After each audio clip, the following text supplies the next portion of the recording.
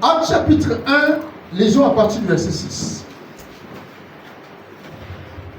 Alors, voici ce qui est dit. Alors, les apôtres réunis lui demandèrent, Seigneur, est-ce en ce temps que tu rétabliras le royaume d'Israël? Il leur répondit, ce n'est pas à vous de connaître les temps ou les moments que le Père a fixé de sa propre autorité. Ouais, on reste d'abord debout. Et je vous explique, c'est pourquoi la dernière fois, quand je vous parlais de la prophétie éternelle, le principe de la prophétie éternelle, la Bible dit, la prophétie va vers son temps pour s'accomplir. Mais je vous disais que c'est ce temps-là qu'on ne maîtrise pas. C'est ce temps-là qu'on ne connaît pas. Or, ici, il dit, c'est pas à vous de connaître le temps que Dieu a fixé. C'est-à-dire le décret que Dieu a déjà donné par rapport à l'accomplissement de quelque chose. Bien, mais c'est cette petite chose-là qu'on ne maîtrise pas. Parce que Dieu est le maître des temps. Il est le seul qui connaît à quelle période, à quel moment, quel jour, quelle année, telle situation pourra s'accomplir. Et ce n'est pas à vous de connaître.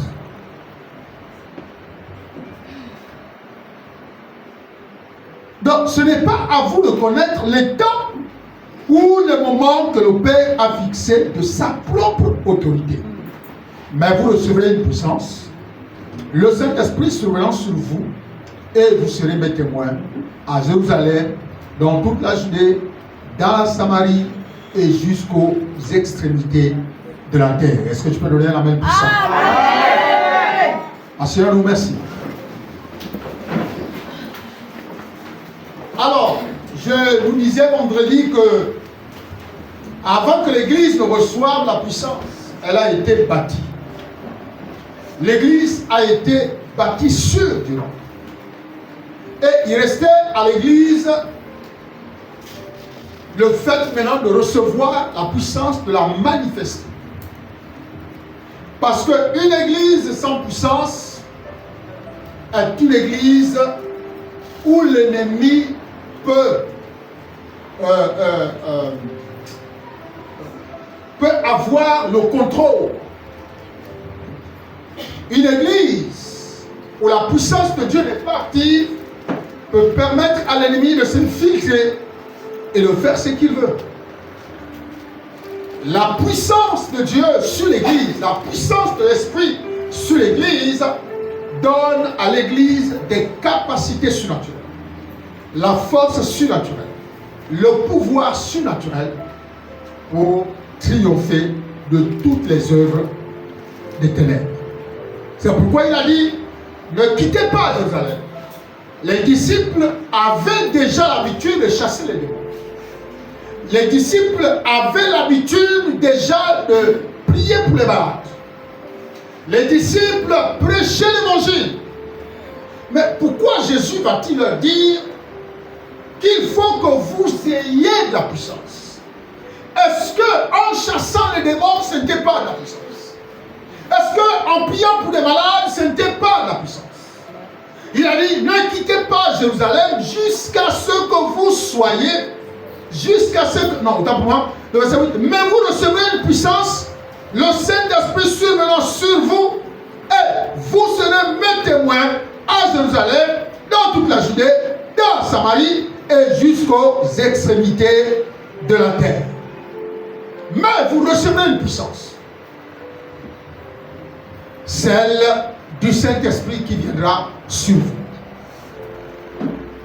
Et lorsque cette puissance sera en vous, sur vous et en vous, alors vous serez mes témoins. Vous voyez, on ne peut pas être détenteur de la puissance de Dieu et on fuit la mission. On ne peut pas être détenteur de la puissance de Dieu et nos pieds ne nous conduisent pas là où Dieu veut qu'on aille. La puissance de Dieu, nous l'avons pour être des témoins du Seigneur. La puissance de Dieu, nous la recevons pour être témoins du Seigneur. Quiconque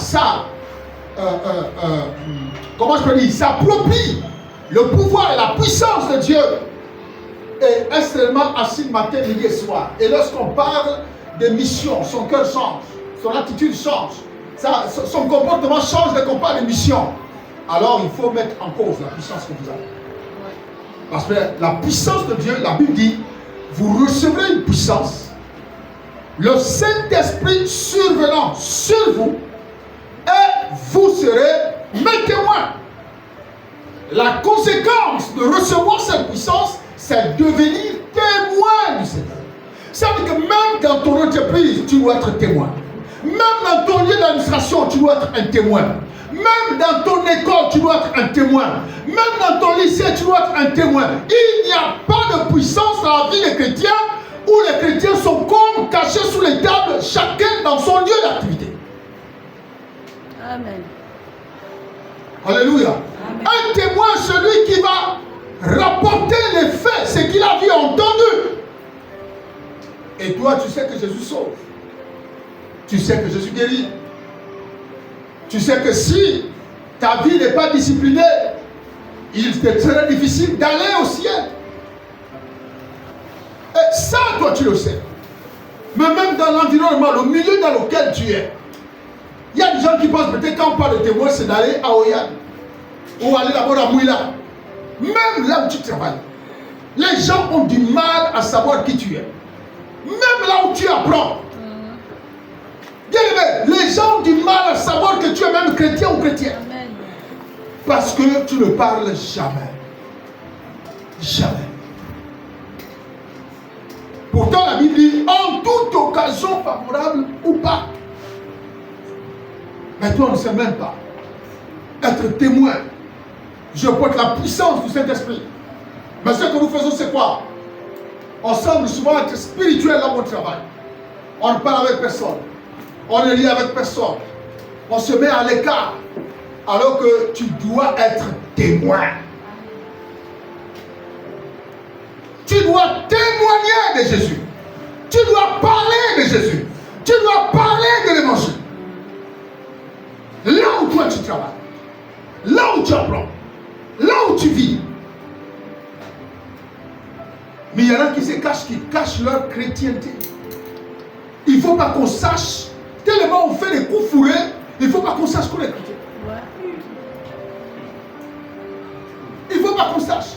Parce que si on sait que je suis chrétien, bien engagé, né de nouveau, c'est comme si ça va me freiner dans mes coups fourrés. Si je suis obligé de ne rien faire. Alors, mais vous recevrez une puissance. Mais vous recevrez une puissance. Oh, c'est ce qui dit, car Jean a baptisé d'eau. Mais vous, dans peu de jours, vous serez baptisés du Saint-Esprit. Vous, dans peu de jours, vous serez baptisés du Saint-Esprit. Donc, ces paroles sortaient avant le jour J. Jésus parlait de ces paroles avant le jour de la Pentecôte. Et dans peu de jours, vous serez baptisés du Saint-Esprit. Jean vous a baptisé dans l'eau, mais moi je veux vous baptiser dans le Saint-Esprit. Vous voyez? L'un des signes qui permet à quelqu'un de croire qu'on a accepté le Seigneur, c'est le baptême aussi. Mais vous ne pouvez pas être un chrétien qui est dans une église 2 ans, 3 ans, 4 ans, mais tu ne te fais pas baptiser. C'est possible. C'est possible. Quelqu'un préfère chanter, c'est-à-dire il va accepter de venir chanter. Mais dès qu'on lui dit, il faut que tu te fasses baptiser, la personne dit, je ne suis pas prêt. Donc tu es prêt seulement pour chanter. Vous voyez? Tu es prêt seulement pour chanter. Tu es prêt pour être à l'accueil, au protocole et au service. Mais tu n'es pas prêt pour te faire baptiser. Si tu n'es pas prêt pour te faire baptiser, pourquoi tu ne te fais pas baptiser? De quoi tu te reproches? De quoi tu te reproches? David, il sait qui acceptait le Seigneur, se faisait baptiser aussitôt. On n'avait pas besoin de tourner à gauche, à droite, de faire les leçons. Pourquoi aujourd'hui on est obligé d'enseigner les gens? Pour que les gens prennent conscience que l'acte du baptême que je vais faire n'est pas quelque chose que je dois négliger. Aujourd'hui, comme vous voyez, beaucoup de personnes se font baptiser, mais c'est comme si c'était juste une formalisme qu'on a fait et puis ben, aucune conviction, aucune transformation, aucun changement, il n'y a rien. Ce n'est pas parce que tu plonges dans l'eau que quand tu sortiras métis. Non. Ça veut dire que tu vas continuer à côtoyer les mêmes habitudes, les mêmes personnes, tu vas continuer à côtoyer les mêmes milieux, la même maison, mais tu dois savoir que après avoir été baptisé, bien aimé, quelque chose doit se produire dans ma propre vie. Donc il dit, vous recevrez une puissance. Le Saint-Esprit survenant sur vous et vous serez mes témoins. Alors, le verset 12, il dit quoi? Alors, voyez, ça c'est avant l'ascension. Il n'y a pas longtemps, on a fêté la fête de l'ascension. La fête de l'ascension, c'est généralement une fête catholique qui nous rappelle le jour de la montée du Seigneur vers le ciel. Lorsqu'il était en train de parler avec les disciples, et puis il était en train de monter. Alors, la Bible dit, après qu'il ait parlé de toutes ces choses-là, le verset 12, la Bible dit, alors les disciples retournèrent à Jérusalem de la montagne appelée des Oliviers, qui est près de Jérusalem, à la distance d'un chemin de sable. 13. Quand ils furent arrivés, ils montèrent dans la chambre haute. Dites avec moi la chambre haute. La chambre haute. Où ils se tenaient d'ordinaire. C'était qui? Pierre, Jean, Jacques, André, Philippe, Thomas, Barthélemy, Matthieu, Jacques, fils d'Alpée, Simon le Zélote, Jules, fils de Jacques. 14. Tous d'un commun accord persévéraient dans la prière avec les femmes et Marie, mère de Jésus, et avec les frères de Jésus. Est-ce qu'on peut dire Amen? Amen. Maintenant, regardez le verset 15. En ces jours-là, Pierre se leva au milieu des frères, le nombre de personnes réunies étant environ 120. Alors, la Bible dit, pendant qu'ils étaient en train d'écouter les dernières recommandations du Seigneur, ils voyaient Jésus monter vers le ciel. Comme dans un film, Jésus montait vers le ciel. Et après cette expérience, la Bible dit qu'ils sont, les disciples sont repartis. Ils sont repartis à Jérusalem. Et aller directement dans le lieu où ils avaient l'habitude de se retrouver. En fait, une pièce qui était en hauteur. Donc, ils avaient l'habitude de se retrouver à l'intérieur. Vous voyez, en fait, cette chambre haute ne donnait pas l'image, écoutez-moi, cette chambre haute ne donnait pas l'image que c'était la prière. Non, la chambre haute, elle existait, mais elle était en hauteur. C'est pourquoi on appelle ça la chambre haute. C'était comme une maison à l'étage. Est-ce que vous comprenez? Donc cette chambre existait et c'est là-bas où ils se retrouvaient. Et cette chambre est devenue une chambre haute. Pourquoi? Parce que, en fait, une chambre haute de manière spirituelle, parce que les disciples en ont fait de ce lieu un lieu de prière. C'est pourquoi aujourd'hui, dès qu'on parle de la chambre haute, on fait allusion quoi? À la prière. Mais la chambre existait. C'est comme le jour de la Pentecôte. Le jour de la Pentecôte n'est pas arrivé quand le Saint-Esprit est descendu. Non, c'est écrit dans la Bible, le jour de la Pentecôte. Ça veut dire que le Saint-Esprit était descendu le jour de la fête de Pentecôte. Amen. Est-ce que vous comprenez? Amen. Voilà, c'est pas parce que le Saint-Esprit est arrivé que c'était maintenant la fête de la Pentecôte. Non, la fête de la Pentecôte existait. Mais le Saint-Esprit, Dieu a voulu tout simplement choisir la période de la Pentecôte pour faire descendre le Saint-Esprit. Pourquoi? Parce que je vous ai expliqué que la Pentecôte était une fête de récolte de la moisson. Donc, en recevant l'Esprit de Dieu, le jour de la moisson était le symbole d'une nouvelle moisson que l'Église devrait faire pour gagner les âmes. Alléluia. Donc, le Saint-Esprit descend pour que les chrétiens gagnent les âmes. L'expérience, regardez vous-même quand vous lisez. Dès que le Saint-Esprit est descendu, quand Pierre a péché, il a gagné quoi? Il a gagné 3000 personnes. La moisson. Alléluia. Donc la fête de la Pentecôte était une fête de la moisson. Donc le Saint-Esprit, Dieu a voulu tout simplement permettre à ce que le Saint-Esprit que les disciples attendaient vienne à cette période-là. Pourquoi? Parce qu'il y avait plusieurs villes, plusieurs personnalités qui étaient venues, qui venaient à chaque fois à Jérusalem pour célébrer l'Éternel, lui marquer la reconnaissance par rapport aux récoltes que chacun a pu avoir, chaque famille a pu avoir. Donc chacun venait comme ça. Donc ça devenait comme un carrefour du marché. où chacun venait avec sa récolte pour dire Seigneur, merci. Mes champs ont produit, Seigneur, merci. Mes vaches ont produit, Seigneur, merci.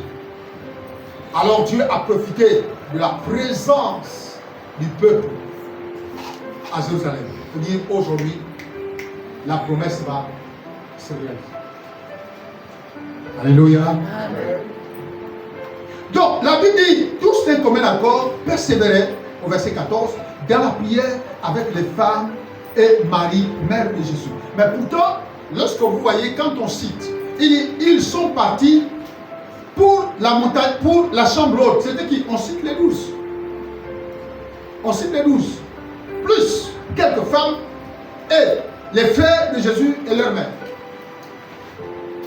Et c'est le verset 15 qui démontre exactement combien il y avait de personnes dans ça. La Bible dit que les personnes qui étaient présentes ce jour-là étaient 120. Donc vous enlevez 120 moins les 12. Non, vous enlevez 120 moins 11. Parce que l'autre va arriver après. Vous enlevez 120 moins 11. Vous allez trouver exactement combien de personnes étaient avec les apôtres. Mais la Bible dit que ils étaient tous dans la chambre haute. La particularité de cette chambre, c'est que il n'y avait pas seulement les apôtres. Il n'y avait pas seulement les 11. La Bible dit qu'il y avait des femmes. Les femmes, dites avec moi, j'étais dans cette chambre. J'étais dans cette chambre. Répète-le, j'étais dans cette chambre. J'étais dans cette chambre. Alléluia. Amen. La Bible dit les apôtres étaient à l'intérieur. Il y avait aussi les femmes, même Marie, mère de Jésus, a été baptisée du Saint-Esprit le jour. Amen. Marie, mère de Jésus, a été baptisée du Saint-Esprit parce qu'elle était dans cette chambre. Alléluia. Amen. Alors, revenons dans Exode chapitre 3. Exode chapitre 3.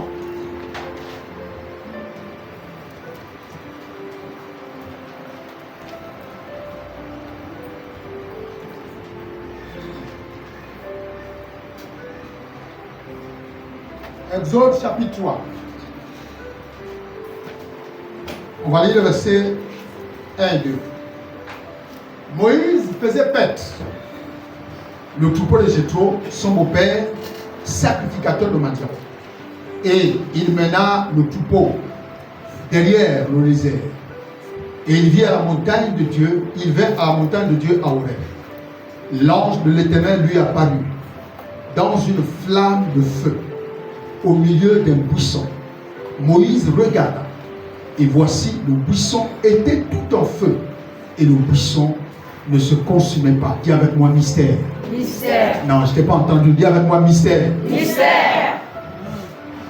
Comment ça se fait qu'il y a un feu sur cette touffe-là? Sur un arbre. Mais aucune tige, aucune feuille ne se brûle. Comment est-ce possible? Mais il y a un feu dessus. Et c'est ce qui est arrivé à Moïse. La Bible dit qu'il a vu l'ange de l'Éternel apparaître dans une flamme. Et cette flamme était en train de consumer, en fait, était posée sur le buisson. C'est-à-dire, si vous voulez, un arbre. Un arbre peut-être touffu avec des tiges, voilà, un feuillage, des tiges. Donc, il y avait un feu dessus. Mais le feu n'arrivait pas à détruire ce feuillage. Le feu n'arrivait pas à détruire ces tiges. Et c'est ce qui étonne et qui attire l'attention de Moïse. Il dit, c'est quoi cette vision? Qu'est-ce que je suis en train de voir là? Depuis quand un feu est allumé et on ne voit aucun signe de destruction? Et là, il se rapproche. Il se rend à l'évidence qu'effectivement, la flamme, elle est là, sur ce buisson. La flamme est là. Et il entend quelqu'un qui part à l'intérieur de cette flamme. Et il dit, je suis le Dieu d'Abraham, d'Isaac et de Jacob. La flamme est en train de continuer avec son intensité. Moïse a du mal à fixer le regard sur cette flamme. Mais le buisson est intact. Rien ne bouge. Rien n'est consumé. Il n'y a pas de graisse. Il n'y a pas de feu dessus. Rien.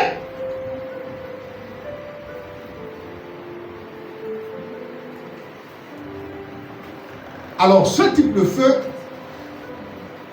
est ce qui va se produire quelques années plus tard dans Actes chapitre 2. Qu'est-ce qui est dit dans Actes chapitre 2? Le jour de la Pentecôte, ils étaient tous ensemble dans le même lieu. Tous ensemble, là, on parle de qui? Des apôtres. On parle de qui? Des femmes. On parle de Marie. On parle des frères de Jésus. Tout à coup, il vint du ciel un bruit comme celui d'un vent impétueux. Et il remplit toute la maison où ils étaient assis. Écoutez bien le verset 3. Des langues semblables à des langues de feu leur apparurent, séparées les unes des autres, et se posèrent sur chacun d'entre eux. Dis avec moi Amen. Amen. Non, ton Amen, c'est un Amen trop fatigué. Amen. Très bien.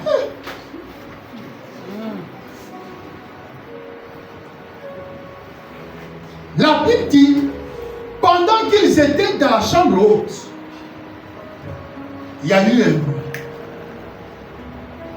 Il vint du ciel un bruit semblable à celui d'un vent impétueux. Et la Bible dit, le verset 3, des langues semblables à des langues de feu leur apparurent, séparées les unes des autres, et se posèrent sur chacun d'entre eux. Alors voici encore un autre phénomène qui est en train de se produire plusieurs années auparavant, comme plusieurs années auparavant. Et là, ça se produit maintenant au temps de l'église primitive. Qu'est-ce qui se passe? Il y a des flammes de feu dans la salle. Il y a des flammes de feu dans la salle. Et ces flammes sont posées sur chaque tête. Mais les cheveux ne se brûlent pas. Alléluia. Amen. Ces flammes sont posées sur chaque tête. Mais les cheveux sont intacts. Aucune odeur de brûlure. Aucune. La Bible se posait sur chacun d'entre eux. C'est quoi ce feu qui apparaît, qui se pose sur quelqu'un qui ne brûle pas? Le feu de l'esprit. La puissance de Dieu. Frère, il n'y a que la puissance de Dieu pour faire ça. Alléluia. Amen. Frère, c'est pourquoi moi je crois au ministère de la femme. Amen. Je crois à l'appel de la femme. Je crois au potentiel de la femme. Amen. Quelqu'un me comprend? Amen. Pourquoi femme? Il y a des personnes qui veulent passer le temps à faire taire la femme. Très bien. Paul a dit que la femme se taise. Paul a dit, si la femme veut prêcher, qu'elle aille demander instruction à son mari. Paul a dit qu'il ne permet pas à la femme d'enseigner. Ouais. Mais frère, tous ceux qui étaient dans la chambre haute, la Bible nous parle de 120 personnes. Et parmi les 120, il y avait la Marie, la mère de Jésus. Amen. Il n'y avait pas une particularité pour elle. Elle était dans la salle. Ouais.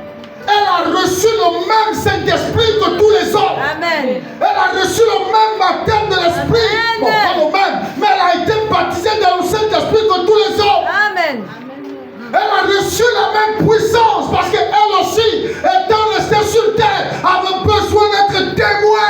Amen. Parler de Jésus. Et il fallait quoi? Il faut la puissance de Dieu. Yes. Amen. Alléluia. Amen. Les femmes, vous avez la puissance. Amen. Ne vous laissez pas mépriser par les hommes. Ne vous laissez pas réduire au bas de l'échelle par les hommes. Vous avez reçu au même Saint-Esprit. Amen. Le jour dans la chambre haute, vous étiez présente. Amen.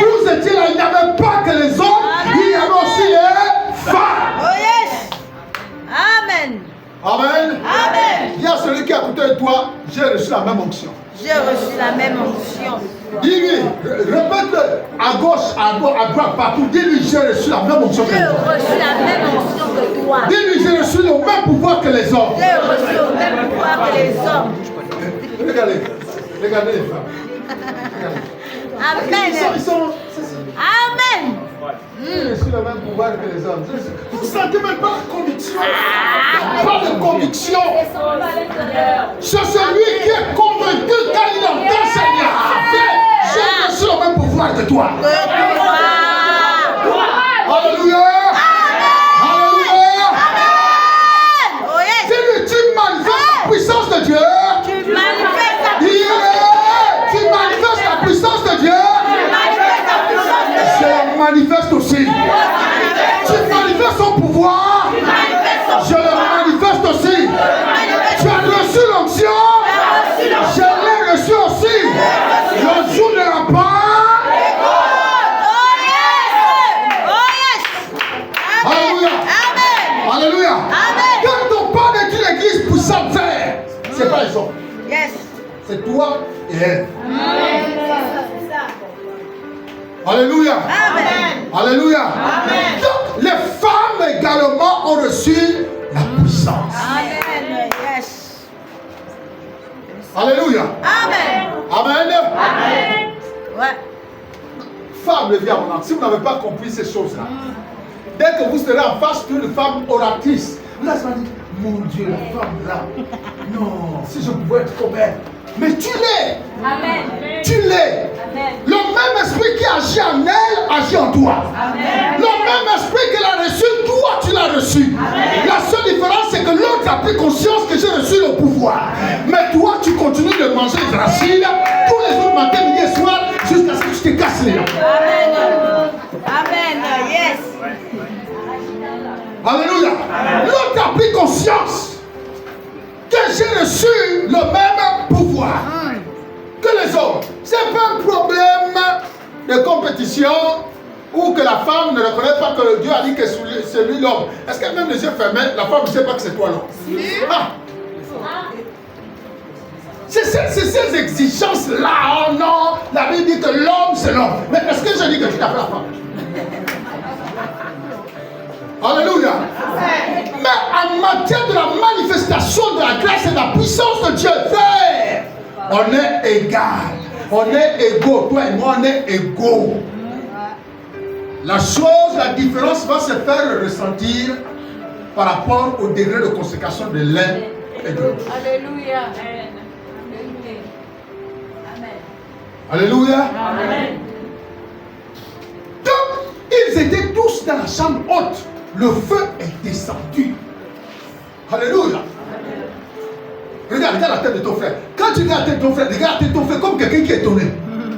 Regarde la tête de ton frère. Celui qui est à côté de toi. Je t'ai dit, regarde la tête de ton frère. Je t'ai pas dit de me regarder. Regarde la tête de ton frère. Comme quelqu'un qui est étonné. Imaginez que vous êtes en train de voir un phénomène sur sa tête. Vous allez ouvrir grandement les yeux. Vous allez dire, oh, qu'est-ce que tu as? Oh, qu'est-ce que tu as? Alléluia. Amen. Alléluia. Amen. Frère, quand des phénomènes arrivent dans nos vies, on pose toujours la question de savoir, c'est comment? Qu'est-ce que tu as? Il y a quoi là? Qu'est-ce que je vois? Tu vas ouvrir grandement les yeux parce que tu veux chercher à comprendre. Amen. Alléluia. Amen. Frère, bientôt les gens te regarderont et te diront, qu'est-ce qu'il y a? C'est comment? Alléluia. Qu'est-ce qu'il y a? On ne te comprend plus. Qu'est-ce qu'il y a? Parce qu'il y a un phénomène sur ta tête. Il y a quelque chose qu'on ne peut pas expliquer avec le langage des hommes qui est sur ta tête. Alléluia. Tes cheveux restent bien peignés. Donc ils sachent bien peigner. Moi qui n'ai plus les cheveux, vous n'allez pas voir les traces de brûlure. Mais le phénomène est là. Il est posé sur ma tête. Le jour de la Pentecôte, c'est le jour des phénomènes. Viens avec moi, alléluia. Oh yes. Très bien. Le jour de la Pentecôte, c'est le jour où les phénomènes se produisent. Amen. Regardez, je vais vous amener encore vers Moïse.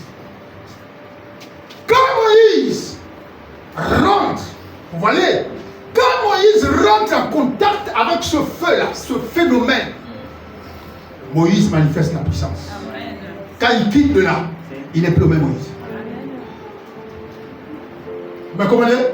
Les disciples également qui étaient des fouillards, après qu'on ait arrêté Jésus, quand ils sont entrés en contact avec ce phénomène-là, ils n'ont plus jamais été les mêmes. Les échecs qu'ils subissaient là, c'était même plus peur. Parce qu'ils réussissaient partout. Alléluia. Amen. Partout, ils réussissaient. Le jour de la Pentecôte, bien aimé, c'est un jour où on reçoit le Saint-Esprit dans une chambre. Alléluia. Yeah. On reçoit le Saint-Esprit dans une pièce. Mais, pour atteindre les objectifs, ils ont fait quoi? Ils sont sortis de la pièce. Très bien. Est-ce que vous comprenez? Amen. Pour atteindre les objectifs, ils sont sortis de la pièce. Quand le Saint-Esprit est descendu, ils ont tous été remplis, ils ont parlé en langue, ils ont parlé. Mais les gens les critiquaient à gauche, à droite. Ils entendaient les gens les critiquer. La Bible dit, Pierre a parlé au nom de tout le monde, il est sorti. Et lorsqu'il est sorti, bien aimé, tout le monde était derrière lui. Frère, ce qui amène une église forte, c'est lorsque vous soutenez votre leader. Amen. Lorsque vous êtes derrière. Amen. Pierre n'était pas un homme, un modèle, il n'était pas. Pierre n'était pas parfait, il n'était pas. Amen. Mais la vocation de leadership, c'est dessiner les gens en lui. Parce que le Seigneur lui avait pointé du doigt. Amen. Il n'était pas parfait. Mais ce jour-là, après qu'il était contact des phénomènes surnaturels, le Pierre qui fuyait à distance, le Pierre qui a régné Jésus, est sorti. Et il a commencé à s'adresser à 3000 personnes, sans instrument, sans micro. Frère, vous savez que ce jour-là, le Saint-Esprit avait accentué son thème vocal à une dimension que même celui qui était plus loin pouvait l'entendre parfaitement. Amen. Parfaitement. Il n'y avait pas de micro, il n'y avait rien, frère. Il n'y avait rien. Nous là même, si on n'a plus le micro là, ça veut dire que vous sentez même, si on doit, les chants doivent chanter, vous sentez même que l'onction descend. L'onction n'est plus pareille que quand on a le micro. Donc, ça c'est l'illusion de l'onction. Ils vont pas acclamer, ils vont acclamer tout ça, ils vont plus danser, ils vont plus, non, ça va changer. Dès que le courant est coupé, les chantres aussi sont coupés. Les chantres aussi sont coupés. Les voix sont coupées. Si tu rappelles quelqu'un demain, viens ici. La voix est cassée. Quand le courant est coupé, ils ont coupé même la voix.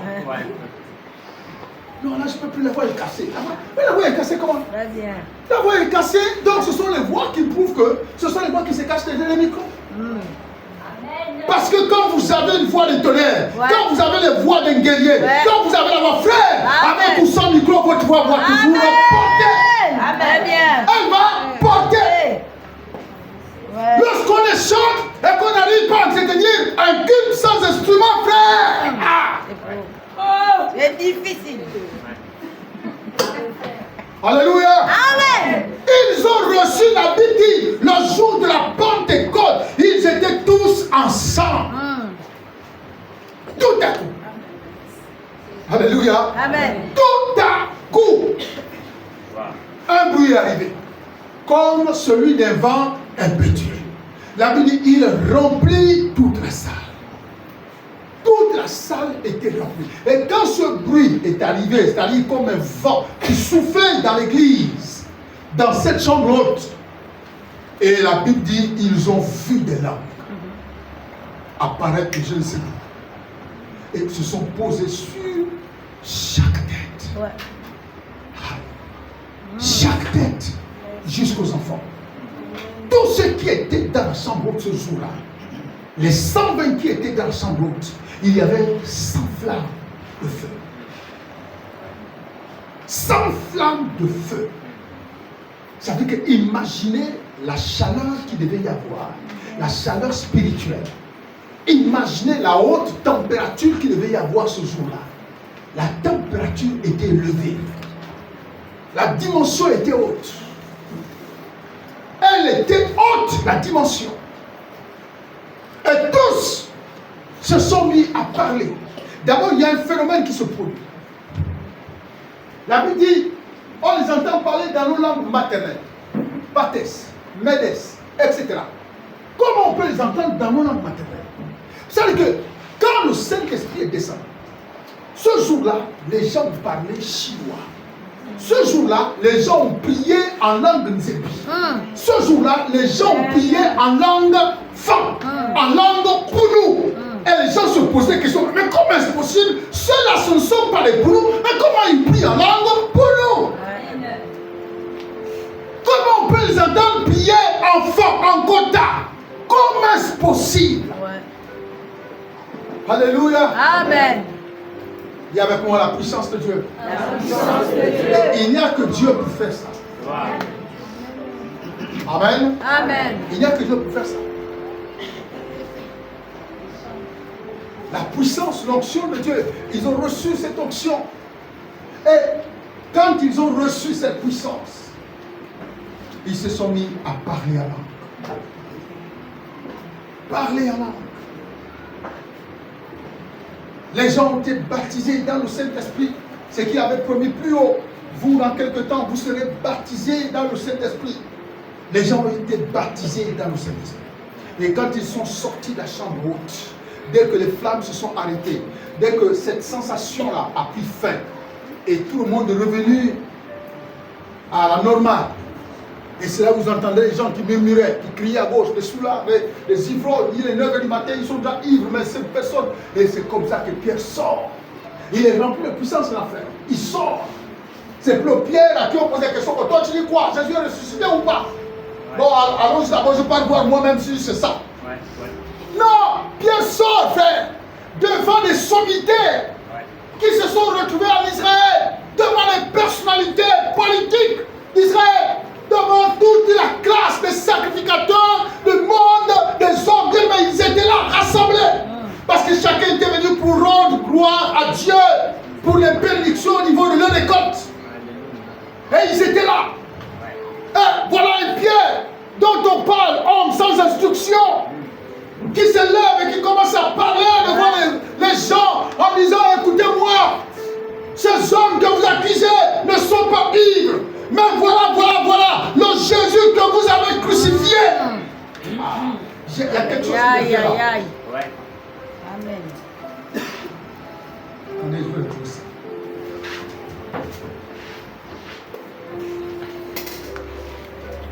Alors Pierre se présenta avec les 11.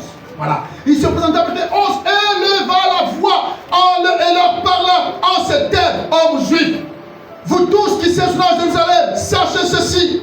Et prêtez l'oreille à mes paroles. Ces gens ne sont pas ivres, comme vous le supposez, car c'est la 3e heure du jour. C'est-à-dire qu'à 9h en Israël, on n'est pas censé être sous là. Non, ce n'est pas possible. Il dit, mais c'est ici ce qui a été dit par le prophète Joël. Dans le dernier jour, dit Dieu, je répandrai de mon esprit sur toute chair. Vos fils et vos filles prophétiseront, vos jeunes auront des visions et vos vieillards auront des songes. Oui, sur mes serviteurs, etc. etc. Je suis une partie.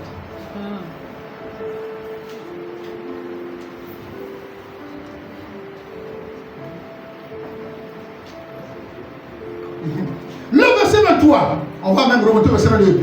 Ô Israélites, écoutez ces paroles, Juifs de Nazareth, Jésus de Nazareth, cet homme à qui Dieu a rendu témoignage devant vous par les miracles, les prodiges et les signes qu'il a opérés par lui au milieu de vous, comme vous le savez vous-même. Cet homme livré selon le dessein arrêté et selon la préscience de Dieu, vous l'avez crucifié, vous l'avez fait mourir par la main des impies.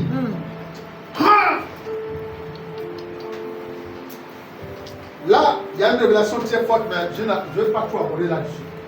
Parce que sinon, vous n'allez pas comprendre. Ça veut dire que Jésus n'a pas été sacrifié par son Père. Il dit, vous l'avez fait tuer par la main des impies.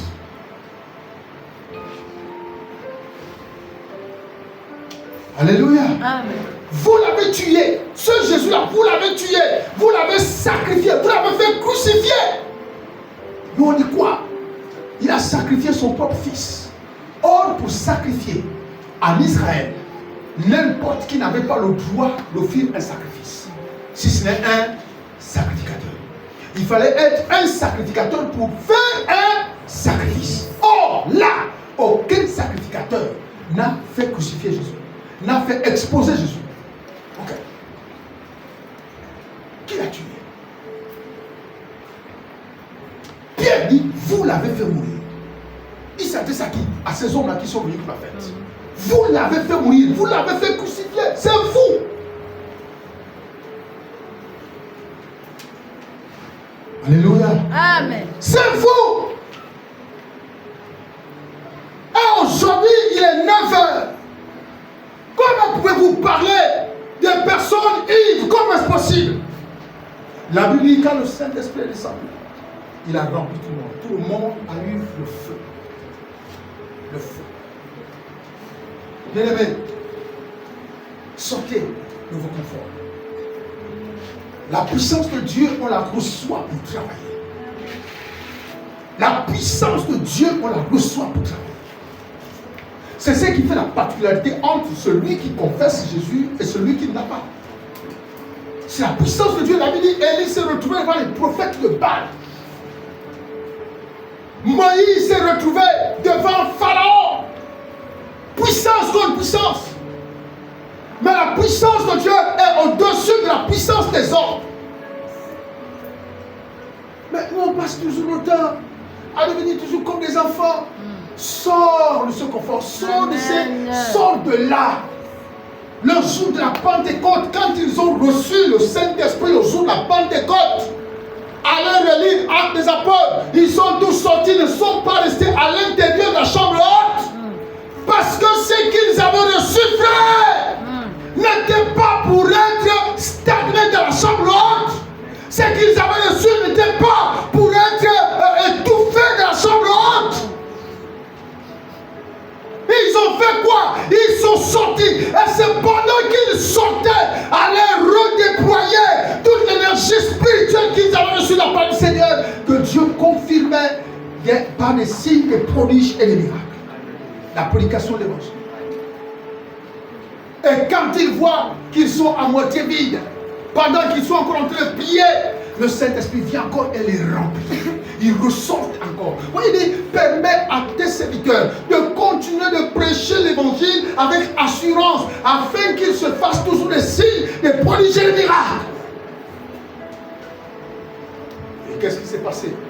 Le Saint-Esprit descendait encore, les remplissait à nouveau, et ils ressortaient. On fait quoi? On parle là. Aujourd'hui même si on cherche maintenant à interpréter les langues, brocotoko, brocotiki, donc tout le monde, on parle maintenant l'école de l'interprétation des langues. Non, pas d'interprétation, l'école de copieur des langues. Ouais.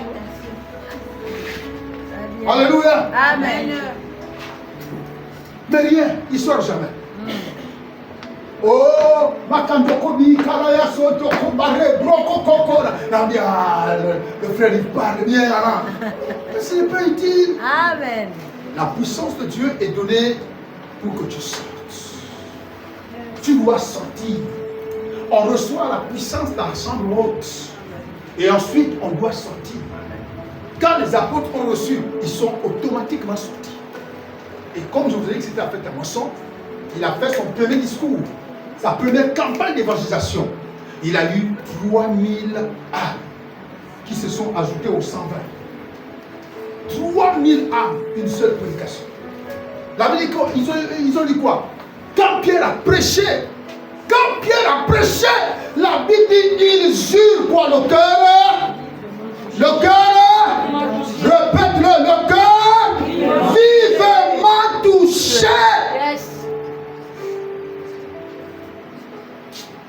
Très bien. Que Dieu puisse oindre ta bouche au nom de Jésus. Amen. Que le Saint-Esprit te donne l'onction bien aimé pour attirer, Amen. convaincre les hommes qui Yes. t'écoutent au nom de Jésus. Amen. Que tes prédications soient ointes au nom de quel que soit le message que tu auras à prêcher. Que l'onction du Seigneur soit dans chaque mot au nom de la Bible sur le cœur vivement touché. Et ils ont dit, que ferons-nous? Oh yes. Il a dit quoi? Repentez-vous et vous recevrez le don. Amen. du Saint-Esprit. Amen. Le jour de la Pentecôte, c'est le jour de repentance. Amen. Les gens doivent changer de vie, Yes. doivent changer de comportement, Yes. doivent se repentir de leurs mauvaises œuvres. La Amen. Bible dit, au-delà du fait qu'ils ont été attentionnés, Pierre a dit, croyez au Seigneur Jésus, repentez-vous de vos mauvaises œuvres et vous recevrez le don du Saint-Esprit. Et vous recevrez le don du Saint-Esprit. Le jour de la Pentecôte, c'est pas seulement pour la puissance de Saint-Esprit. Par la langue grecque, non frère. Il doit y avoir transformation. Amen. Il doit y avoir repentance. Il doit y avoir bien aimé le zèle pour te permettre d'aller travailler pour Dieu. Amen. Très bien. Amen. Travailler pour Dieu. Yes. Depuis la Pentecôte 2024 jusqu'à la Pentecôte 2025. Qui a été touché par ton ministère? Yes. Qui a été touché par ton ministère? Qui? Et où est cette personne? Quelqu'un qui a été touché par la parole que tu as prêchée, qui a été touché par l'acte que tu as posé, qui a été touché par ton ministère. Ils eurent le cœur vivement touché. Oh, je prie et déclare que tous qui se tiendront bien-aimés devant l'autel du Seigneur, que le Saint-Esprit vous révèle, que le Saint-Esprit vous inspire, que le Saint-Esprit puisse oindre vos messages, vos prédications, Amen. pour toucher les hommes, Oh, yes. pour toucher les hommes, pour toucher les hommes. Amen. C'est pourquoi nos prédications deviennent pauvres, Amen. dépourvues de puissance. Quand on prêche même, on fatigue. Très bien. Quand on prêche même, les gens sont somnolents. Quand on prêche, les gens sont fatigués. Oui. Dépourvus de puissance. Et quand les messages sont dépourvus de puissance, le peuple devient faible. Or, la puissance de Dieu permet à quelqu'un de t'écouter, de rester éveillé. Voilà. Monsieur là, debout. Très bien. Alléluia. Amen. Et on se retrouve dans les églises avec des chrétiens qui passent le temps à somnoler, des chrétiens qui passent le temps à danser, des chrétiens qui passent le temps, je ne sais pas. Pourquoi? Parce que peut-être qu'ils dorment pas assez. Ils dorment tard. Et quand vous vérifiez pourquoi ils dorment tard, c'est pas qu'il priait, c'est pas qu'il méditait, c'est pas qu'il lisait la Bible, mais il est sur son téléphone en train de WhatsApp. Deuxièmement, il est en train de suivre les films toute la nuit. Deux. Alors quand il arrive à la maison, il est chargé. Quand il arrive à l'église autant pour moi le lendemain, il est chargé. Arriéré de sommeil. Plus tous les esprits qu'il a pris dans les WhatsApp et les téléphones. Et les films. Donc la personne est complètement chargée.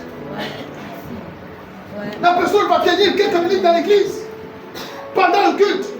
Pendant la chanson, mais dès que la prédication va commencer, la personne va commencer à somnoler. Et à somnoler. C'est là.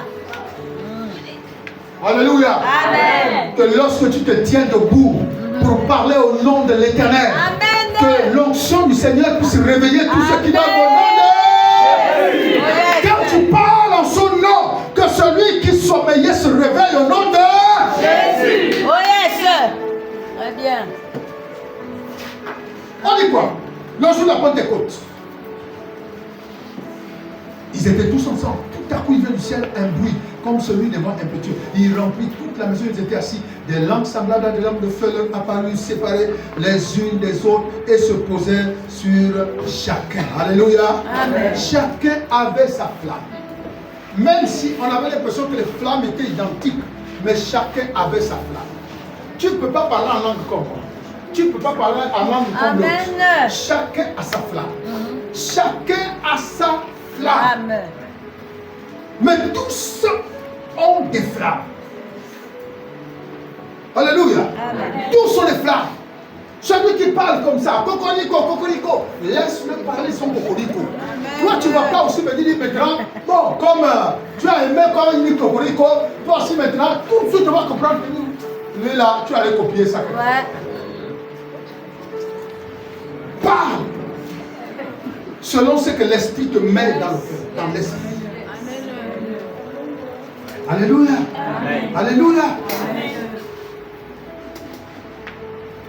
Frère, lorsque la puissance du Saint-Esprit vient sur nous, c'est un équipement. Un équipement, frère. Un équipement. Recherchons, bien aimé, cette puissance et qu'elle demeure avec nous, qu'elle marche avec nous. Si on sent qu'on est en train de se vider, faisons recours au Saint-Esprit. Viens, remplis-nous à nouveau. Seigneur, remplis-nous à nouveau. Remplis-nous à nouveau. Je me sens faible. Remplis-nous, qu'il nous remplisse. Et quand tu prêches, il faut que tes paroles, tes messages soient ouah. Pourquoi? Parce que la puissance que l'on reçoit, c'est une dimension de l'onction pour le ministère. Une dimension de l'onction pour nous permettre d'exercer avec efficacité notre ministère. Dimension de l'onction, de puissance. Vous savez, si vous n'avez pas un appel, vous ne pouvez pas comprendre tout ça. Amen. Vous ne pouvez pas comprendre. C'est-à-dire que pour vous, c'est un message ordinaire, comme tous les autres messages. Mais quand vous avez un appel, vous comprenez ce type de message de manière différente. De manière différente.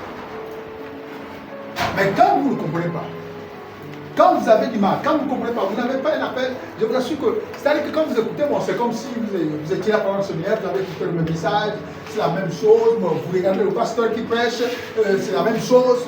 Non, c'est différent. Les disciples ont reçu la puissance.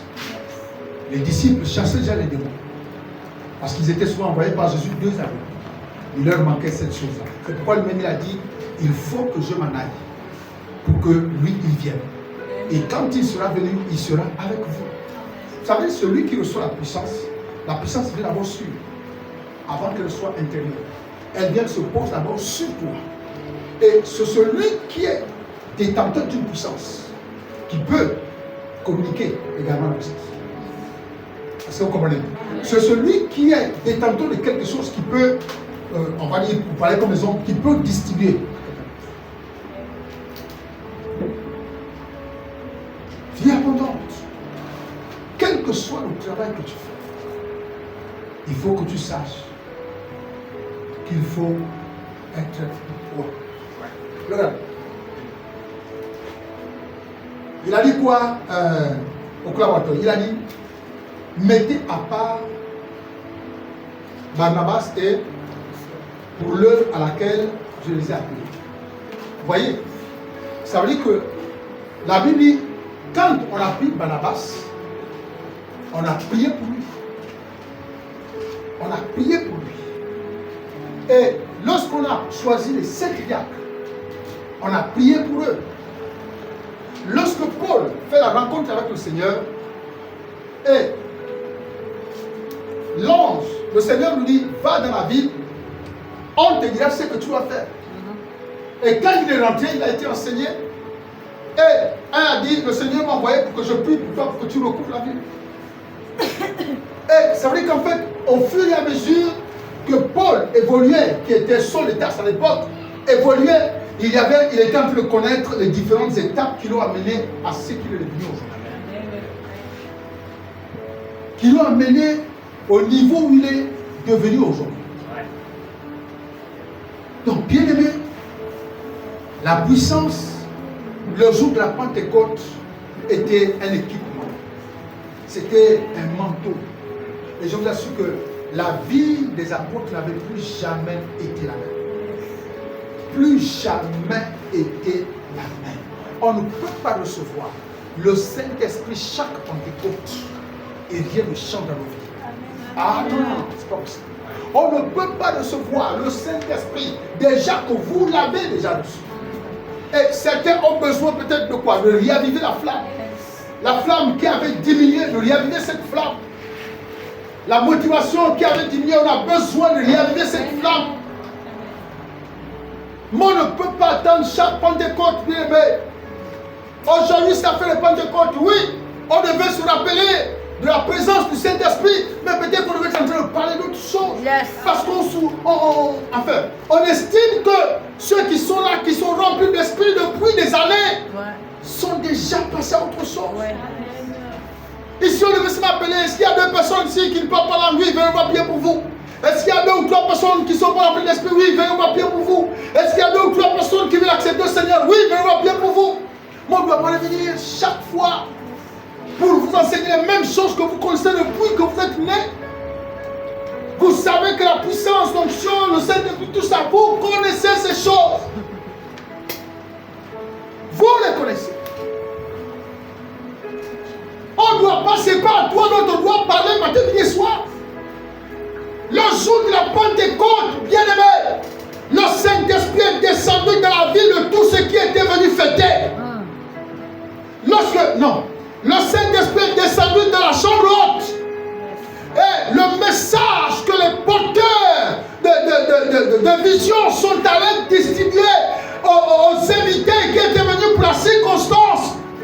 Bien aimé, le Saint-Esprit a convaincu ces hommes et ces femmes. Je ne sais pas s'il y avait des femmes. 3000 personnes. Il y a eu une repentance. Repentance. Quel Saint-Esprit on reçoit. Quelle puissance on reçoit. Il n'y a jamais de repentance. C'est quoi cette puissance? C'est quoi ce Saint-Esprit? Lorsqu'il est venu, qu'est-ce qu'on doit faire? Repentez-vous. Repentez-vous. Ah bon? Aujourd'hui, c'est le jour du Saint-Esprit? Oui. On l'appelle Saint-Esprit, frère. L'Esprit de sainteté. Le Dieu de sainteté. C'est pourquoi on l'appelle Saint-Esprit Saint. Et quand vous rentrez en contact avec lui, frère, votre nature pécheresse doit se dissoudre dans sa sainteté. Dans sa sainteté.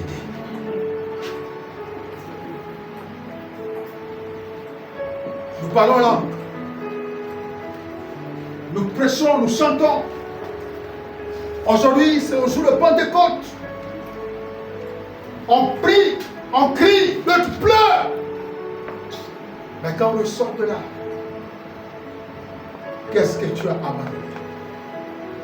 Quelle était la chose pour laquelle Dieu t'a parlé et qui t'a demandé d'abandonner? Tu l'as pas fait.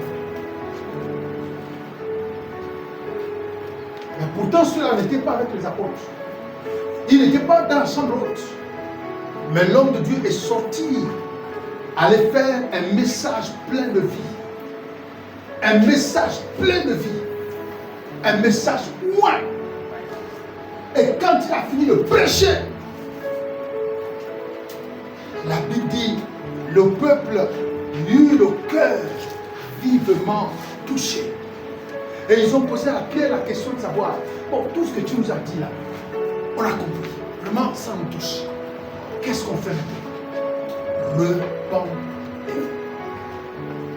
Et vous recevrez le don du Seigneur. Repentez-vous et vous recevrez le don du Seigneur. Le jour de la Pentecôte, c'est le jour où il y a de repentance. Le jour de la Pentecôte, c'est le jour où quelqu'un doit se rencontrer avec le Seigneur. Doit rencontrer le Seigneur.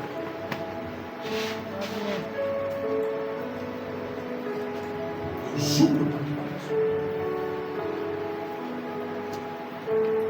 C'est la période où les gens se réconcilient avec Dieu. La période où les gens se réconcilient avec Dieu. Parce que le Saint-Esprit, bien-aimé, lui est là pour venir rendre témoignage de celui que le Père a envoyé. Qui? Jésus. Jésus. Et ta vie chrétienne, frère, doit être christocentré. C'est-à-dire que ça doit être centré sur la personne de Jésus. Parce que le Saint-Esprit vient rendre témoignage de lui. Quand il vient là, il vient rendre témoignage. Si nous, quand on prêche, on dit Jésus guérit. Viens, on va prier pour toi, Jésus va te guérir. Ça, c'est l'œuvre du Saint-Esprit qui vient confirmer l'authenticité de la prédication du ministère. C'est-à-dire qu'il vient, il te dit, toi tu dis Jésus guérit. Donc quand tu imposes la main à quelqu'un, la puissance est relâchée pour que ce que tu as dit Jésus guérit, quand on voit, oui, la personne a été guérie. Amen. Donc il vient rendre témoignage de Jésus. Alors frère, la Pentecôte, c'est le jour où parfois tu dois prendre une décision. Le jour où tu dois prendre une décision. Parce que quand le Saint-Esprit descend et convainc, tu dois prendre une décision. Ils ont tous été remplis et ils se sont mis à parler en d'autres langues. Le jour de la Pentecôte, c'est le jour où les gens sont baptisés dans le Saint-Esprit. Il y en a qui sont baptisés dans le Saint-Esprit, qui parlent en d'autres langues, avec évidence qu'ils parlent en langue. Mais bien aimé, c'est des expériences qui nous amènent à la transformation. C'est pas seulement apporter ça comme des galons, mais la transformation. Transformation. On doit être transformé par la présence du Saint-Esprit. On doit être transformé par la présence du Saint-Esprit dans nos vies. Frère, à tous ceux qui ont part au sacerdoce, recherchez la puissance de Dieu. Recherchez-la. Recherchons cette puissance. Et gardons-la jalousement. Parce qu'elle nous permettra d'avoir des résultats probables. Elle nous permettra d'être efficaces. Une église, un chrétien, sans manifestation de puissance, frère, on sera exposé. L'ennemi pourra faire de nous ce qu'il veut. Le diable peut rentrer ici. Il sème le désordre, il s'en va, il part. Et vous subissez les conséquences. Parce qu'il n'y a pas de puissance. Même les visions. Même les visions. Il a dit, dans les derniers temps, il a parlé au travers de son serviteur Joël, je répandrai de mon esprit sur toute chair. Je répandrai de mon esprit sur toute chair. Le jour de la Pentecôte, l'esprit a été répandu sur tout ce qui était présent. Je répandrai mon esprit sur toute chair. Vos jeunes gens auront des visions. Vos vieillards auront des songes. Vos filles prophétiseront. Vos jeunes gens auront des visions. Frère, où sont les visions?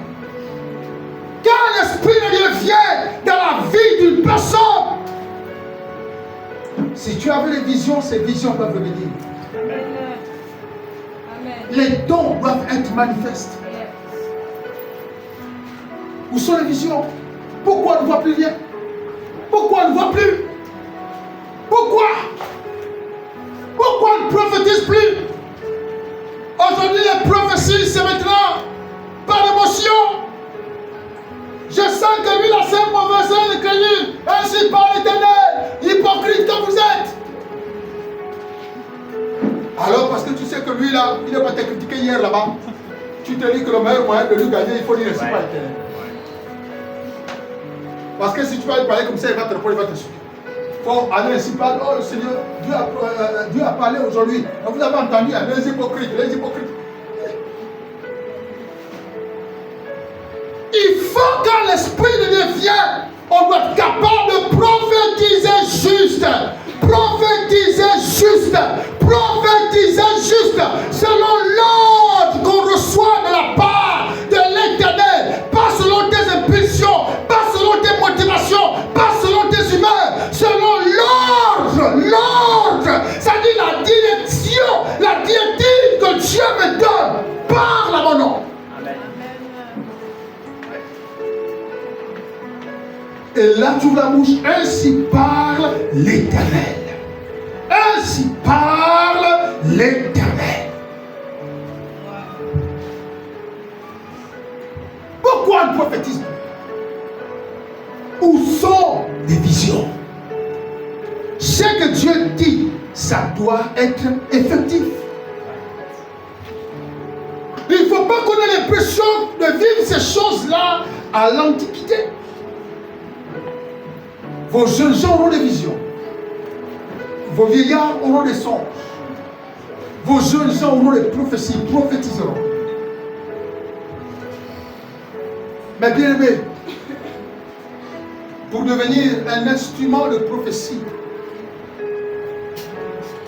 il faut demeurer dans la chambre haute. Pour devenir un instrument de vision, il faut demeurer dans la chambre haute. Parce que c'est dans la chambre haute, la Bible dit, les langues leur apparurent.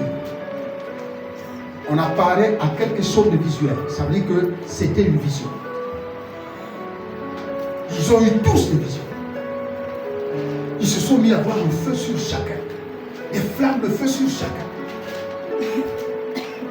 Et ils se sont mis à parler à notre langue. Parler à notre langue. On ne disait même pas priez, priez, priez. Non, ils étaient tellement remplis que ça débordait. Quand on est rempli, c'est ça. Mais quand on n'est pas rempli, on dit priez.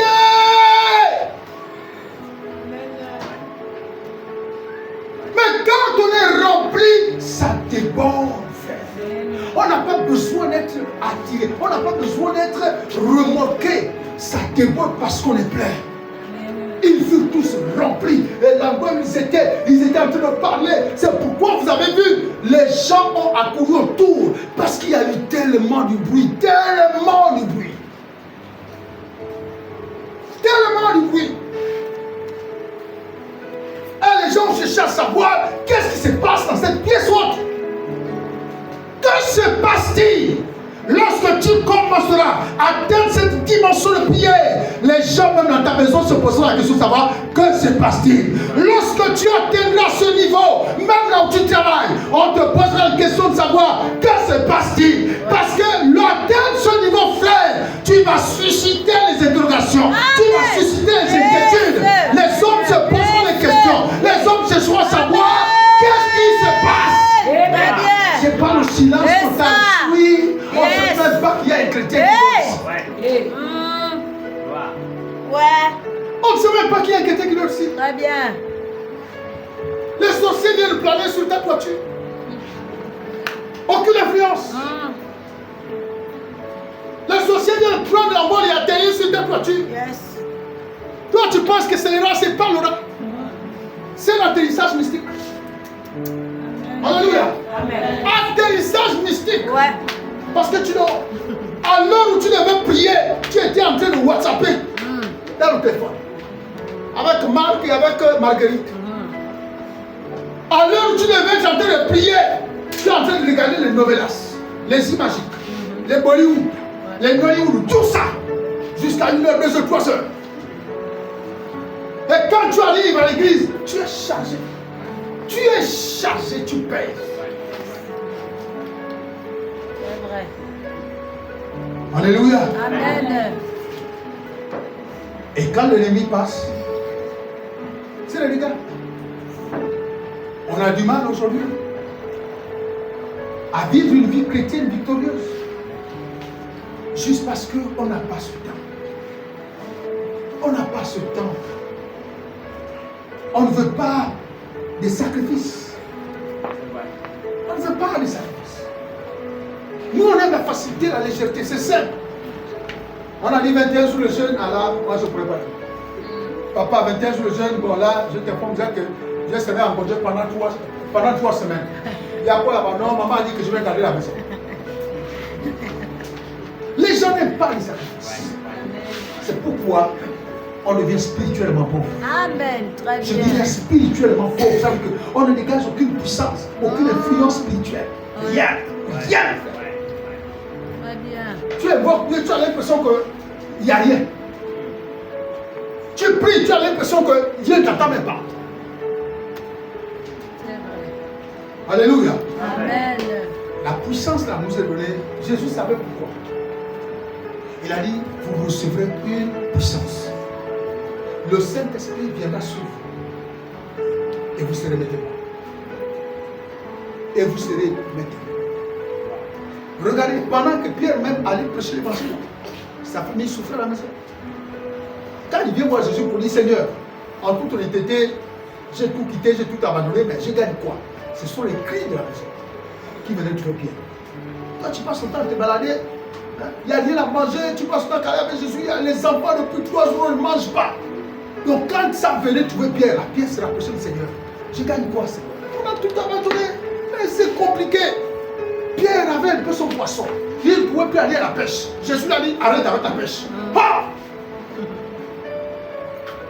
Alors le jour où il a faim, quand Jésus disparaît, quand il s'en va, Pierre dit, voilà, je vais profiter quand même. Jésus revient pour lui dire, Pierre, je te dis, arrête avec ça.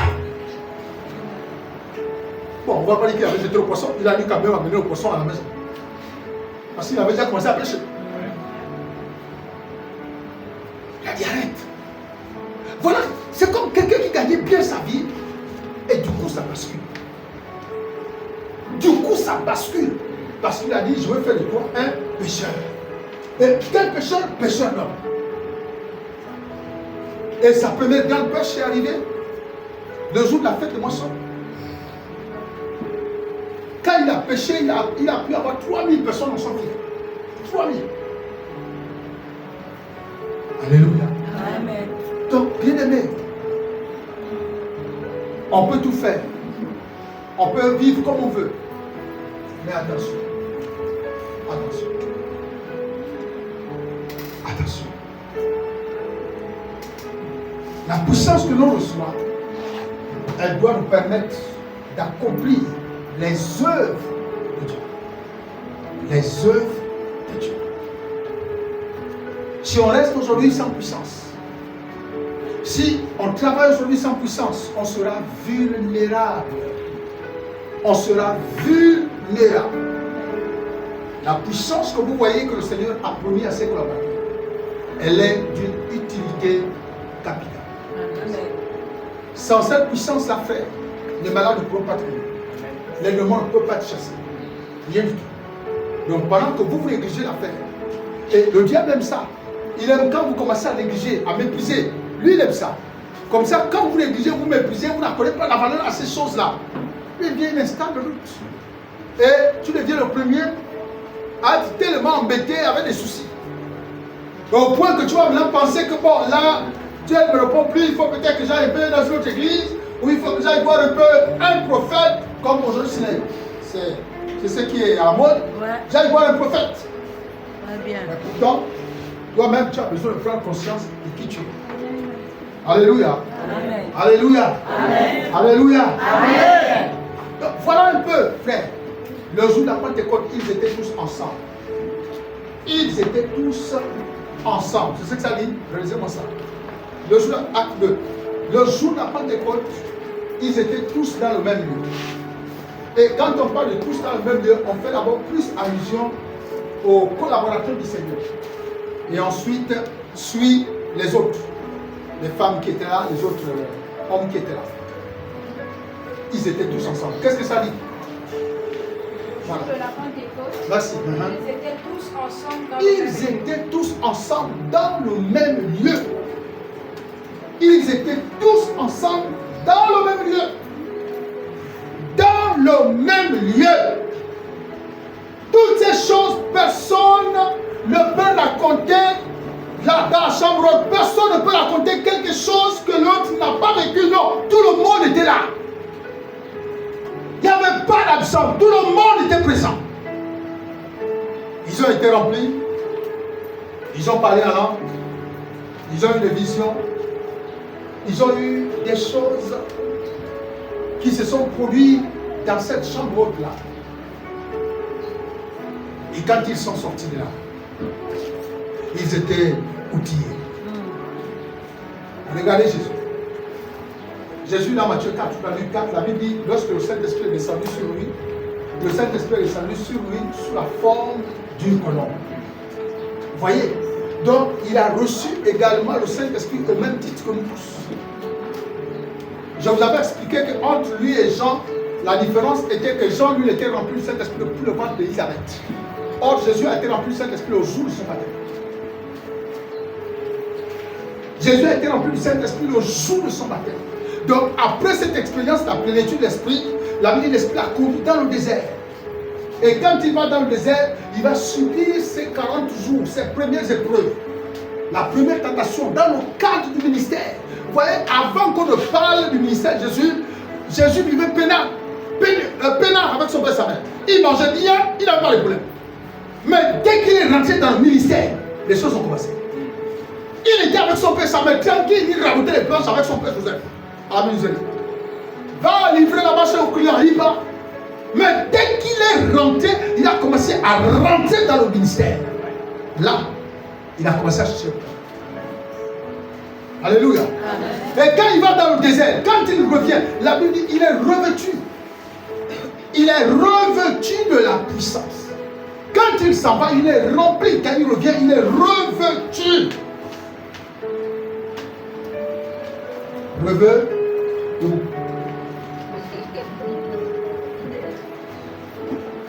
Alléluia. Amen. Il est revêtu de la puissance. Il a reçu le Saint-Esprit le jour de son baptême. Dès qu'il a été baptisé. Pierre dit quoi? Il dit, repentez-vous et vous recevrez le don du Saint-Esprit. Vous voyez? Autrement dit, repentez-vous de vos œuvres mauvaises et le Saint-Esprit viendra sur vous. Bon, Jésus n'avait pas péché. C'est pourquoi il a dit, non, laisse faire les choses. Laisse faire les choses. Alléluia. Amen. Il y en a parmi nous qui ont baissé. Parfois diminué dans notre élan. On a perdu la motivation. Et lorsqu'on perd la motivation, notre zèle diminue. C'est comme si venir à l'église devient un fardeau. Ça devient un poids. Être à l'église devient un poids sur nous.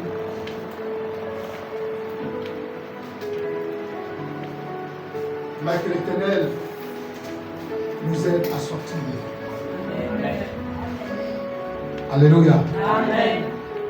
Que celui qui chante, quand tu chantes, au lieu de faire simplement amener les gens, arrive, que les gens soient même touchés. Amen.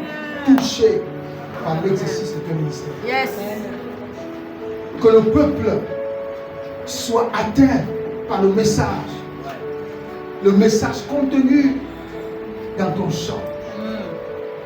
Que les gens soient atteints, touchés, le cœur vivement touché, au-delà de la joie que l'on peut exprimer.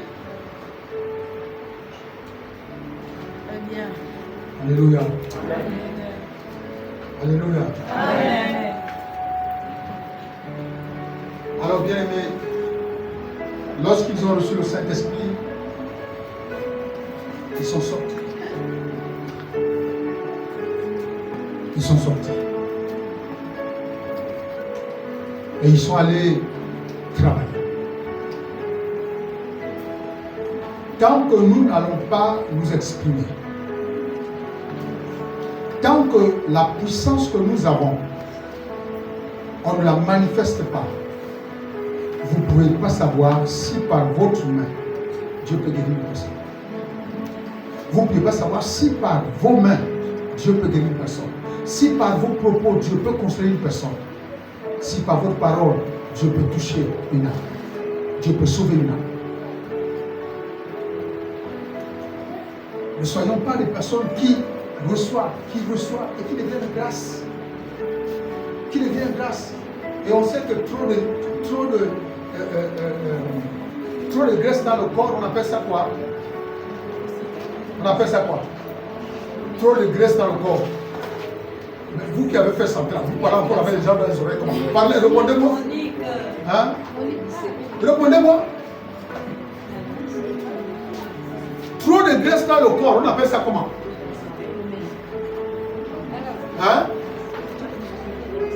Je n'ai pas dit trop de surpoids, j'ai dit trop de grosse dans le corps, de graisse. On appelle ça comment?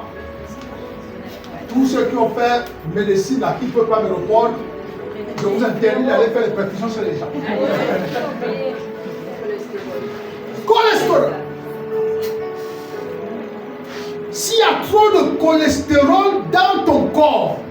Ça peut toucher ton foie. Ça peut toucher ton cœur. Amen. Vous voyez, les artères, là, ça va boucher les endroits où le sang circule. Parce qu'il y a trop de graisse. C'est différent, je n'ai pas parlé de ceux qui sont obèses. C'est différent. Donc, c'est l'image des personnes qui, chaque Pentecôte, reçoivent le Saint-Esprit, et y compris ils gardent. Le Saint-Esprit est descendu aujourd'hui, c'est la Pentecôte, le Saint-Esprit est descendu. Il est descendu où? Il est rentré en moi. Ah ben oui, il est rentré à toi. Et puis il faut attendre encore Pentecôte 2026. Pourquoi? Parce que la puissance que tu reçois, au lieu de la mettre au service de l'église, toi tu l'étouffes. Non, moi je n'aime pas, quand je travaille, je n'aime pas, parce que quand je veux commencer à travailler, j'aime pas les gens qui regardent, ou j'aime pas les gens qui imaginent, ou j'aime pas les gens qui pensent que moi, si je veux faire comme ça, on me dit comme ça, je peux faire laisser tomber. Non. Frère, si on devait laisser tomber, nous tous on devait laisser tomber, il y a la fête, il y a longtemps c'est la fête. Amen. Amen. Alléluia. Amen. Voilà, que le Saint-Esprit vous réveille. Que le Saint-Esprit te réveille. Là où tu somnolais là, que le Saint-Esprit te réveille. Amen. Alléluia. Amen. Là où tu somnolais, que le Saint-Esprit vienne te réveiller. Vienne souffler en toi et te réveille. Te positionne sur tes deux pieds. Amen. Amen. Quand tu prêches, quand tu chantes, quand tu parles, quand tu exerces le ministère, il faut même que même quand ma fille là qui est debout, qui fait entrer les gens, il faut quand dès que quelqu'un te voit seulement, tu dis non. Quand je passais à côté de la soeur là, je me suis senti non. C'est bizarre, c'est comme si devant je me suis senti comme misérable. Ouais. C'est comme si devant lui je me suis senti comme misérable. C'est quand tu es ouin, frère. Ouais. Quand tu es ouin, quand tu es rempli. Quand je passais même, j'ai eu l'impression qu'elle connaissait mon histoire. Alors que la personne ne connaît rien. Ouais. La personne ne connaît rien. Alléluia. Amen. On a besoin de personnes ouin. On a besoin d'être ouin. Frère, je ne vous mens pas. On a besoin d'être ouin. Quand on prêche, il faut que le message soit ouin. Quand on chante, nos chansons doivent être ouin. Quand on exerce le ministère d'une activité, on doit être ouin, frère. Ouin. C'est-à-dire, tu dois porter l'onction de la chose que tu fais. Tu dois porter ça, l'onction. Alléluia. Amen. Il n'y a pas de transformation. Non, je n'ai pas encore changé. Vous, tous les jours, on reçoit le Saint-Esprit. Tous les jours, la puissance de Dieu nous touche. Tous les jours, la puissance de Dieu. Tous les jours, on a reçu. Tous les jours. C'est pourquoi je dis, ils connaissent déjà le Père. Ils connaissent. La puissance de Dieu doit te transformer. Une église forte, inébranlable, est une église qui manifeste le pouvoir surnaturel. Le pouvoir surnaturel. La puissance de Dieu pour guérir les malades, pour sauver les hommes, pour chasser les démons, pour toucher les âmes et amener leur vie à une transformation. Mais si chaque année le Saint-Esprit doit venir, chaque année on doit vivre. En fait, en réalité, l'expérience qu'on devait vivre, c'est autre chose. La Pentecôte devait vivre autre chose. Mais il y a des choses dont certains d'entre nous, on ne devait même pas encore en parler. On ne devait plus en parler. Parce qu'on devait dire qu'on est à l'intérieur déjà dedans. C'est autre chose, atteindre certains niveaux qu'on devait rechercher. Atteindre certains niveaux. Il y en a qui ne décollent jamais. Qui ne progressent jamais, leur niveau ne change jamais, leur niveau n'évolue jamais, ne progresse jamais. Toujours au même niveau. On n'avance pas.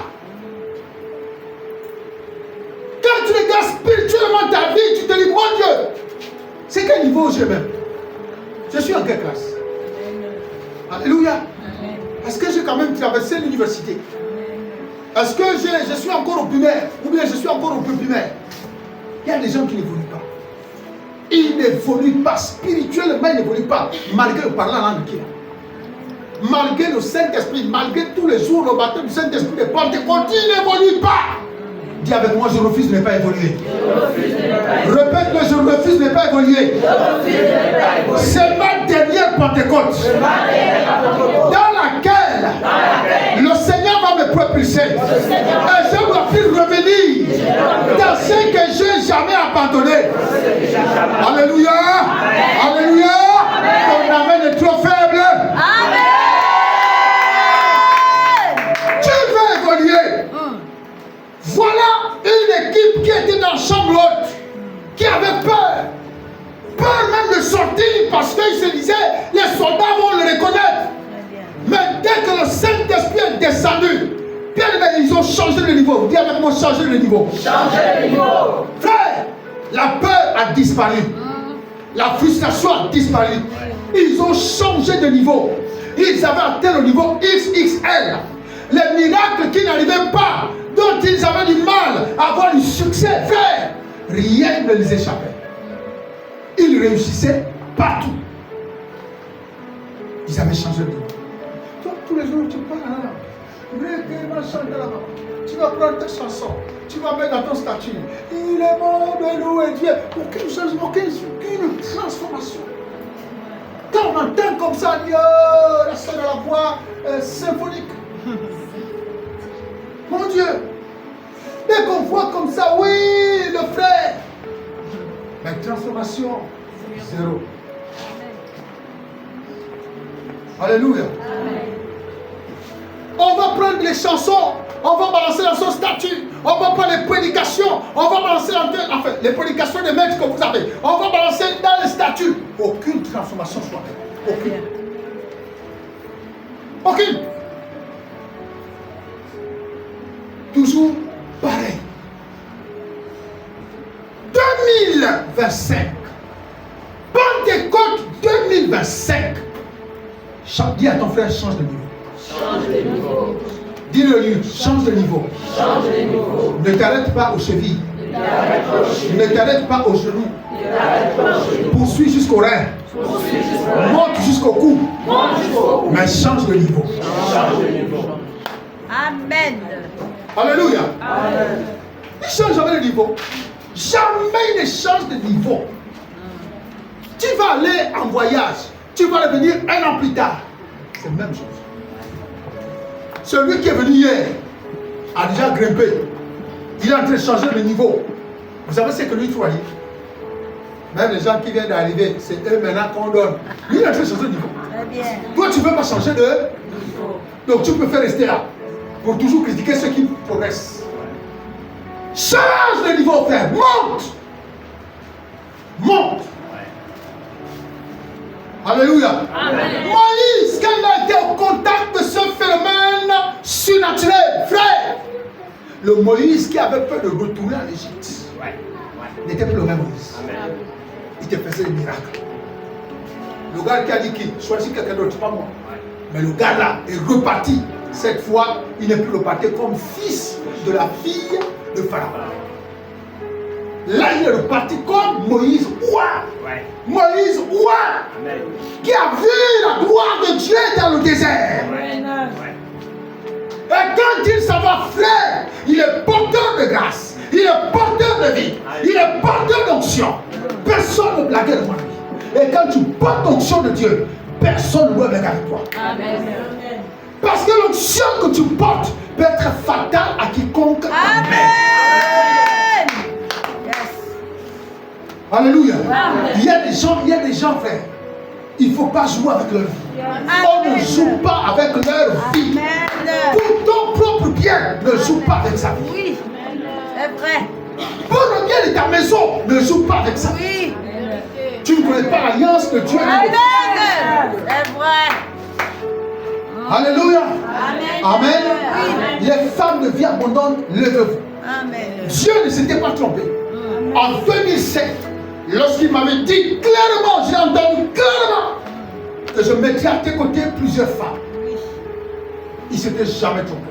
Amen. Jamais. Et je vous l'ai dit, vérifiez toutes les églises de vie abondante. Les femmes sont les majoritaires. Ouais. Qui sont les collaborateurs. Je ne parle pas des fidèles, non. Les personnes qui sont les collaborateurs du pasteur, ce sont les femmes. Ouais. Dieu ne ment pas, frère. Amen. Donc, les femmes de vie abondante, vous faites partie des personnes d'alliance. Vous êtes dans l'alliance. Amen. Très bien. Très bien. Amen. Oui. Moi, je me dis, quand les gens ne connaissent pas, ils comprennent Amen. la vérité. C'est pourquoi les autres disent, je suis en train de parler à quelqu'un, non? Je suis en train de parler à quelqu'un. Mais quand vous ne comprenez pas, c'est ça. Vous êtes de l'alliance, vous faites partie de l'alliance. Amen. Je mettrai à tes côtés plusieurs femmes. Bon, à cette époque, moi je dis que c'est normal. Dans toutes les églises, ce sont les femmes qui sont majoritaires. Mais je ne savais pas qui parlait des collaborateurs. Alléluia. Amen. Si vous partez à Oyan, je n'ai que 2 hommes. 2. Le reste là sont les femmes. Si vous partez à Mouila, il n'y a que 2 hommes. Vrais collaborateurs, 2. Amen. Le reste sont les femmes. Ouais. Si vous venez ici, si on parle des personnes consacrées au niveau du pasteur, au niveau des anciens, j'ai 2. Le docteur Général et le diacre. Je ne dis pas que les autres ne sont pas les collaborateurs. Je parle des personnes consacrées en tant qu'hommes qui sont restés là. C'est qui? Même quand les autres étaient là, les hommes sont minoritaires. Et Dieu tient toujours son alliance. Et si Dieu dit que vous faites partie de l'alliance qu'il a fait avec son Seigneur, Amen. c'est que vous êtes possesseur de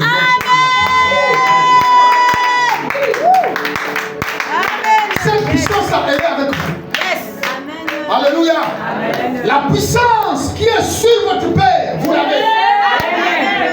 Quelqu'un me comprend? Amen. La puissance qui est sur votre Père, vous l'avez. Pourquoi? Parce que les 11 qui étaient supposés, Pierre, qui était supposé être le leader, a reçu la même force que les autres 5 quelques personnes. Amen. Ne vous négligez pas. Amen. Alléluia. Amen. Ne vous négligez pas. Arrêtez de dormir. Amen. Arrêtez de somnoler. Réveillez-vous. Mettez-vous dans la prière. Amen. Mettez-vous dans la prière. Amen. Il y a des choses que vous demandez aujourd'hui. Frère, où j'ai comme une personne qui dit, mais toi tu me demandes tous les jours, j'avais le boulot.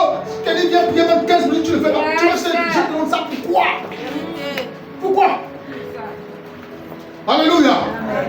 Frère, pendant que toi tu t'occupes de l'œuvre de Dieu, pendant que tu t'investis pour lui, Dieu regarde le cœur. Et il sait que ce cœur-là lui appartient. Donc pendant que toi tu travailles, que tu es en train de prier, d'investir pour l'œuvre de Dieu, Dieu travaille et règle tes problèmes. Dieu travaille et trouve un moyen de régler tes factures. Dieu travaille et trouve un moyen de régler tes charges. Parce que le Dieu pour lequel tu t'investis, lui il s'investit également pour toi. Amen. Mais toi tu ne veux pas t'investir pour lui. Mais tu veux seulement que quand tu pries la nuit, Dieu te répond. C'est l'ignorant de là. Ah oui. Donnez et il vous sera donné. Donne-toi pour l'œuvre de Dieu et moi je vais me donner pour toi. Alléluia. Amen. Alléluia. Amen. Femme de vie abondante, vous faites partie de l'alliance que Dieu a tissée avec son Seigneur.